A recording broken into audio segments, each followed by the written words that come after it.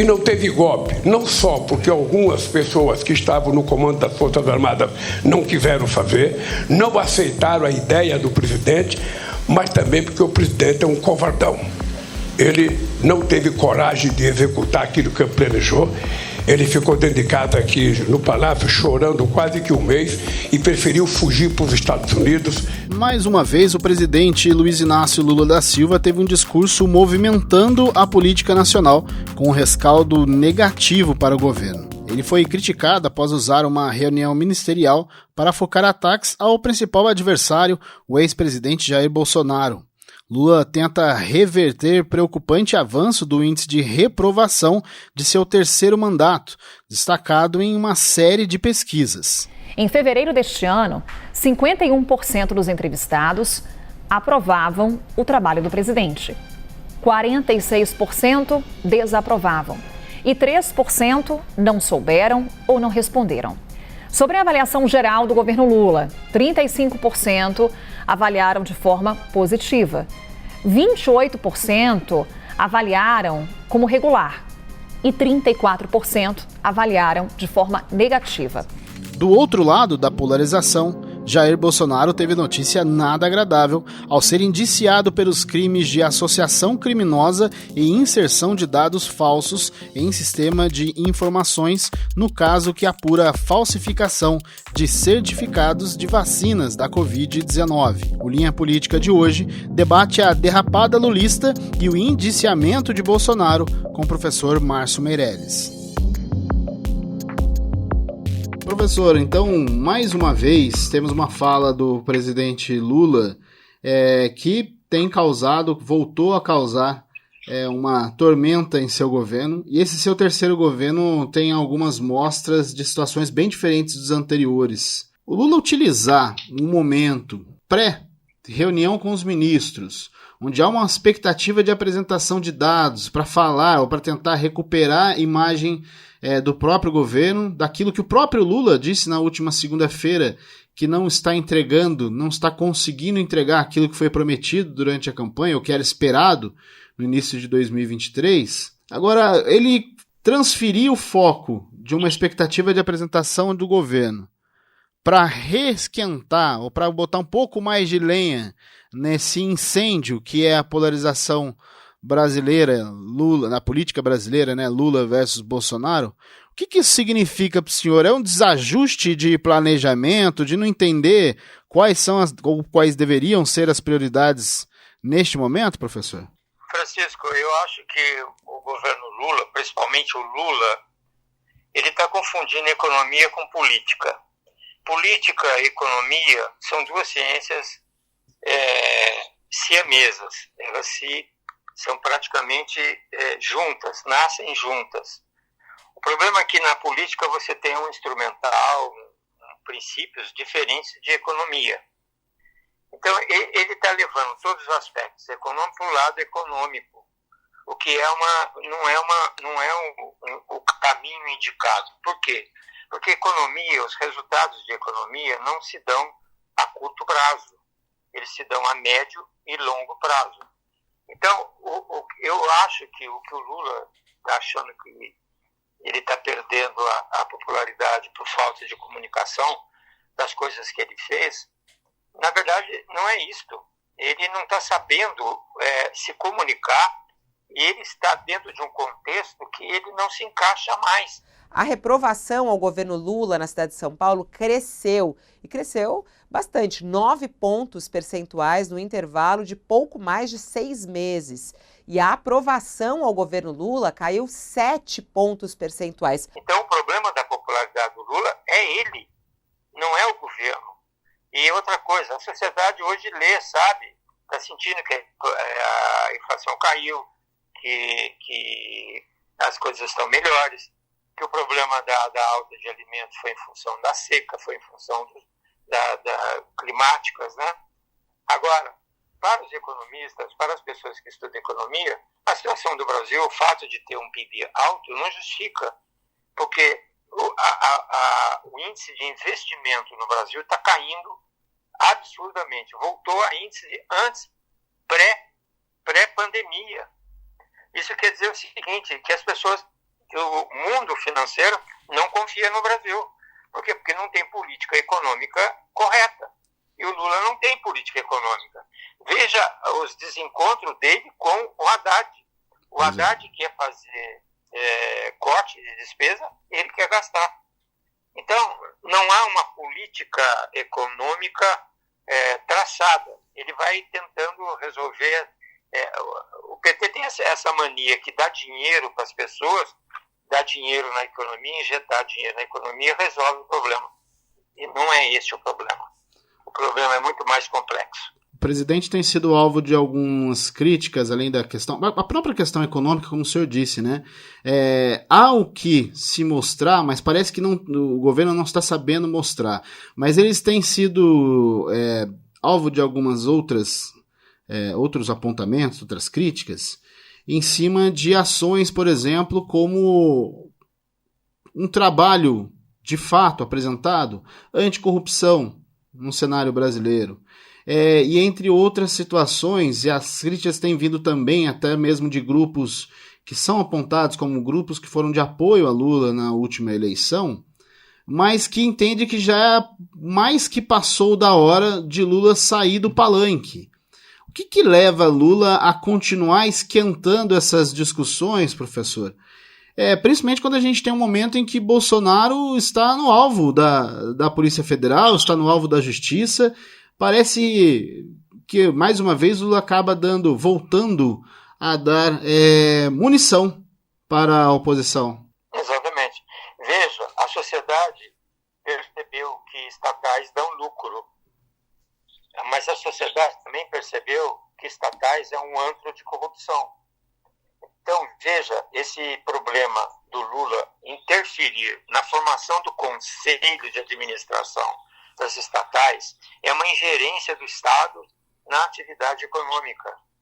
A sociedade sabe que isso vai resultar em quê? Em corrupção. A imagem de Lula corrupto não apagou. A sociedade ainda o entende como corrupto. E a Lava Jato mostrou isso. Então, veja agora, o indicado do Lula ao Supremo Tribunal Federal abate uma dívida, uma cobrança judicial da JBS, ou seja, está claro que houve interferência política para diminuir isso, no caso da JBS com o ministro do Supremo Tribunal Federal, né, que é o lulista. Você vê a questão agora, novamente a volta das empresas que foram banidas das concorrências públicas, voltando às concorrências públicas. Então, a sociedade percebe claramente esses movimentos. E o Lula não percebe. O Lula acha que tudo isso foi normal, porque ele acredita que não houve corrupção. Ele acha que não houve corrupção, que ele não é corrupto.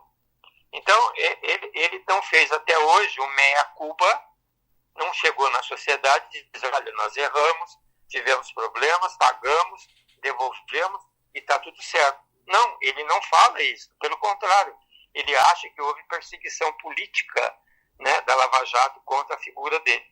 Então, a sociedade percebe isso. Ela sabe disso. E quando você começa a ter notícias de corrupção, aquela imagem de corrupção do PT, a sociedade não apagou. Eu acho que a corrupção foi uma coisa muito forte.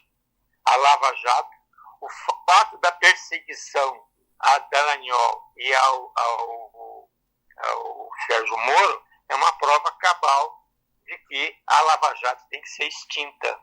Extinta por quem? Por aqueles que se usufruíram das vantagens da corrupção. Então, o Lula precisa entender isso, ele não está entendendo isso. Professor, o Lula não parece para o senhor, só lembrando, ele acabou o seu segundo mandato com mais de 80% de aprovação, né? Até por isso conseguiu eleger Dilma Rousseff, que era uma figura para a população em geral desconhecida, né? Mas o Lula parece que ainda vive essa realidade de mais de uma década atrás, professor, quando algumas questões, críticas, falas do próprio Lula sempre teve falas polêmicas, mas elas parece que não colavam na sua imagem. E hoje, parece que ele não entende que o Brasil é um outro Brasil, com outro tipo de polarização, com outro tipo de posicionamento do eleitor nas redes sociais. Inclusive, o senhor disse no último Linha Política que o PT e a esquerda têm uma dificuldade muito grande no atual momento da utilização da política nas redes sociais, e a direita e a direita extrema, elas têm conseguido atuar junto ao seu eleitor de uma forma muito mais eficaz. Parece que o Lula demora a entender que ele não é mais aquela figura em que a maior parte das falas e das polêmicas cotidianas não colavam nele. Hoje tudo cola, hoje porque tem uma oposição muito mais ativa nas redes sociais que consegue chegar ao seu eleitor? Olha, Francisco, eu tenho uma visão a respeito desse assunto, é o seguinte. Veja como é que Lula nasce.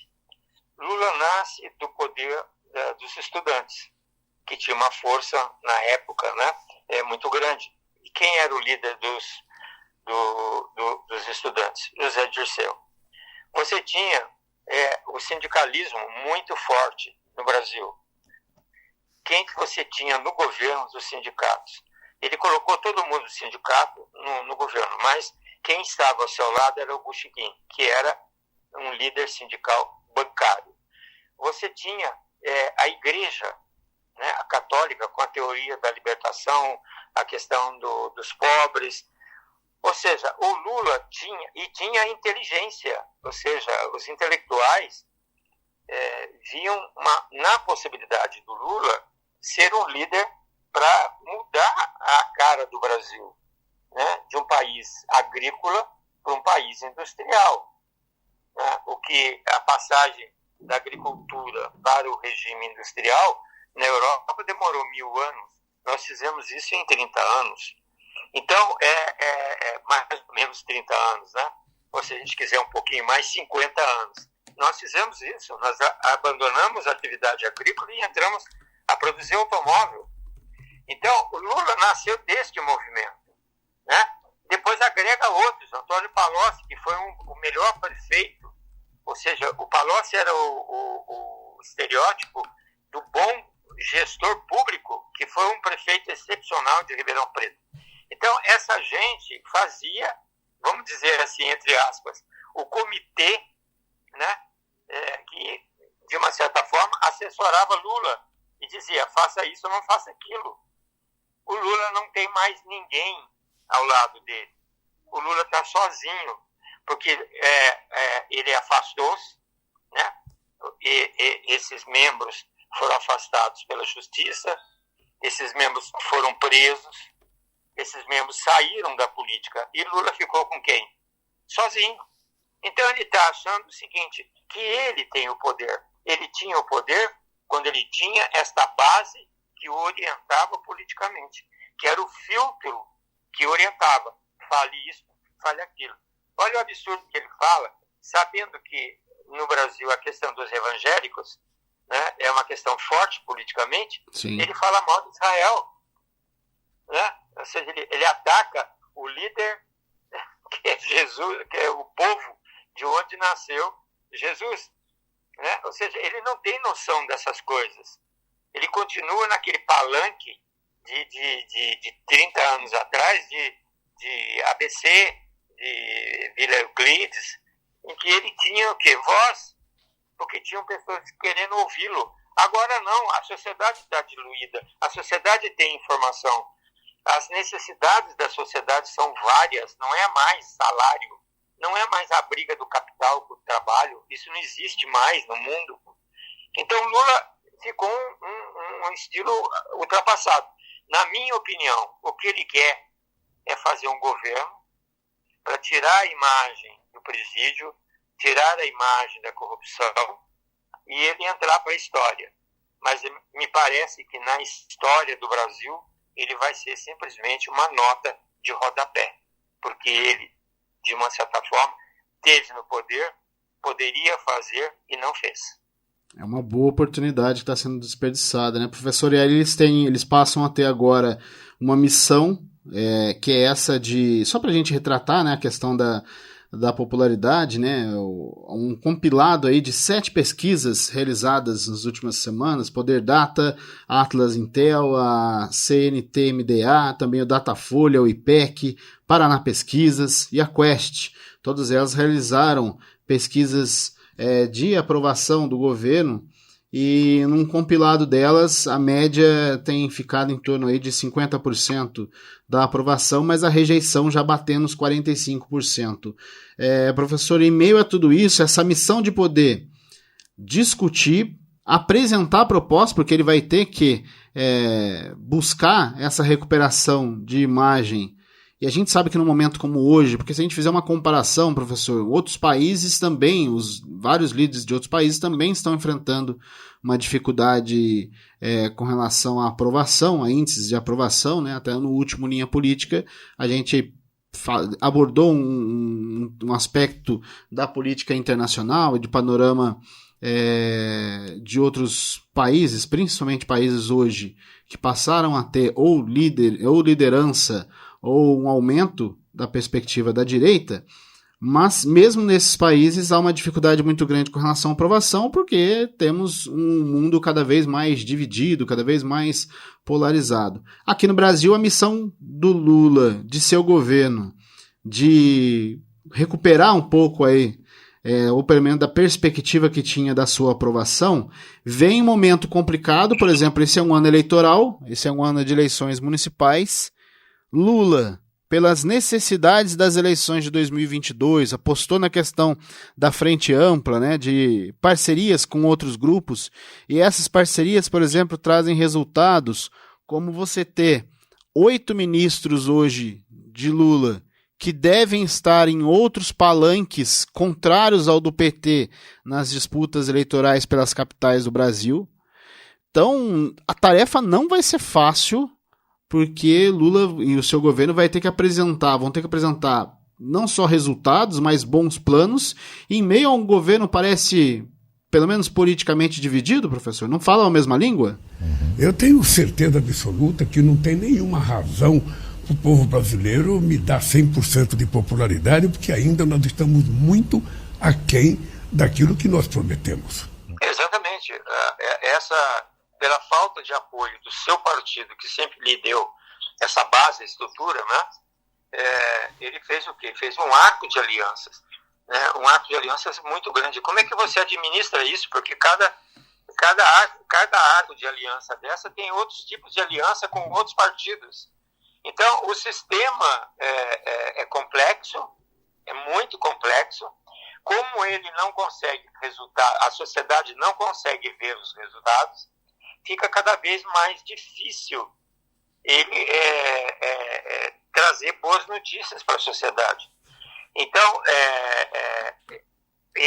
essas eleições de agora, próximas eleições, vai mostrar exatamente, né, ele vai ter um grande choque, porque o PT não vai conseguir fazer o número de partidos que ele imaginava fazer. A influência do Bolsonaro é uma influência ainda importante, independente dele ser preso ou não ser preso. Eu acredito que ele vai ser preso depois das eleições, né, para não criar a questão da vitimização. Sim. Então, mas todo mundo sabe que ele vai ser preso, não tenha dúvida, todo mundo sabe. Então isso terá um peso nas eleições agora, do final de ano. Então, o Lula é vítima da sua própria armadilha, o que ele criou, né? E um dos motivos também da baixa popularidade do governo dele é como é que você administra essa quantidade de ministérios. Pois é. Você viu outro dia ele falando sobre que uma das causas da falta de popularidade dele era o custo dos alimentos, e a sociedade sabe que não é. Os alimentos subiram, mas foi em função da crise climática e em função também da quebra de safra no mundo, né, na questão do arroz, por exemplo. Então, ele está falando coisas sem sentido, sem nexo. Então, eu acho que não é a questão da alimentação não é também a questão da comunicação, mas nesse caso, por exemplo, que ele estava explicando a questão do arroz, tinha 2 ministros que tratam da mesma coisa, da reforma agrária e o outro do desenvolvimento agrário. Olha, como é que você governa um país com 2 ministérios que fazem a mesma coisa? Então, é humanamente impossível você ter uma governança salutar, você ter uma governança completamente confusa, e você não consegue liderar, porque cada um vai puxar pelo seu lado, vai puxar para o seu partido. Então, na minha opinião, Lula está simplesmente vai fazer desse governo um governo para tirar essa imagem dele, melhorar a sua base, não a sua base política, mas a sua figura política, para que ele possa entrar na história do Brasil. Essa é a minha opinião, que é um traço extremamente perceptível agora, que Lula é arrogante e é vaidoso. E aí, professor, o senhor citou o outro lado dessa moeda, né, dessa triste moeda que a gente tem hoje na política nacional. Jair Bolsonaro, nesta terça-feira, dia que estamos gravando o Linha Política, a Polícia Federal indiciou o ex-presidente pelos crimes de associação criminosa e inserção de dados falsos no sistema de informação, no caso que apura a falsificação de certificados de vacina contra a Covid-19. Professor, e com esse indiciamento, basicamente a gente tem a Polícia Federal já deixando claro que há elementos suficientes para apontar aí quem são os responsáveis por esse crime. Além de Jair Bolsonaro, mais 16 pessoas foram indiciadas, né, entre eles o tenente-coronel Mauro Cid, né, e também o deputado federal Gutenberg Reis. E aí a gente tem uma nova página nesse caminho, como o senhor citou, que parece que rumar cada vez mais para Jair Bolsonaro preso. Pelo menos essa é uma expectativa de quem está acompanhando mais de perto este caso. E só lembrando, professor, esse crime de associação criminosa, ele prevê de 1 a 3 anos de prisão e o de inserção de dados falsos em sistemas de informações de 2 a 12 anos de prisão. Além disso, é claro, Bolsonaro está no foco de várias outras denúncias, não só relativas ao período da pandemia, mas também com relação a 8 de janeiro, né, de 2023, a invasão das sedes dos poderes públicos e também a tentativa de golpe com aliados ou ex-aliados, alguns deles pelo menos ex-aliados, cada vez mais mostrando que Bolsonaro de fato não só sabia, como arquitetou aquilo tudo. Aí o senhor já deu uma prévia do seu posicionamento, mas eu gostaria da gente falar sobre isso, professor, para a gente poder encerrar a linha política de hoje. Esse processo todo, com relação a Bolsonaro e os seus seguidores, né, que a gente brinca que são seguidores convertidos, quanto isso impacta na figura de Bolsonaro, independente de preso ou não, mas quanto essa investigação, esses apontamentos impactam nos seguidores de Bolsonaro, cada vez mais convertidos na discussão de um contra todos? Bom, aí eu vejo 2 questões, Francisco. Eu vejo o lado da Polícia Federal no indiciamento da vacina, que é o primeiro crime dele. O ex-presidente Jair Bolsonaro foi indiciado por associação criminosa para a inserção de dados falsos no sistema do Ministério da Saúde, de modo que ele obtivesse o cartão de vacina contra a Covid-19, mesmo sem tomar o imunizante. Essa inserção teria sido feita, segundo a investigação da Polícia Federal, pelo ex-ajudante de ordens de Jair Bolsonaro, Mauro Cid, que foi indiciado também por uso de documento falso e falsidade ideológica. Foi o primeiro crime. O primeiro fato delituoso que ele cometeu foi a falsificação da... Bom, depois vai vir as joias. Tem as joias. As joias. Depois vai vir o inquérito das joias. Vai aparecer tudo das joias. Depois vem o do dia 8 de janeiro. Por isso que eu acho que o final de tudo isso vai ser depois das eleições, né? Esse é um aspecto. O outro aspecto que eu acho é que o bolsonarismo, de uma certa forma, eu não sei explicar isso, talvez um psicólogo ou um especialista de comportamento de massa pudesse explicar. Porque os bolsonaristas acham que a vacina também não funciona, que não deve tomar a vacina. Ou seja, há um grupo dentro dos bolsonaristas que acham que a ciência, a Terra é plana ainda, e que a ciência não tem valor. Pois né?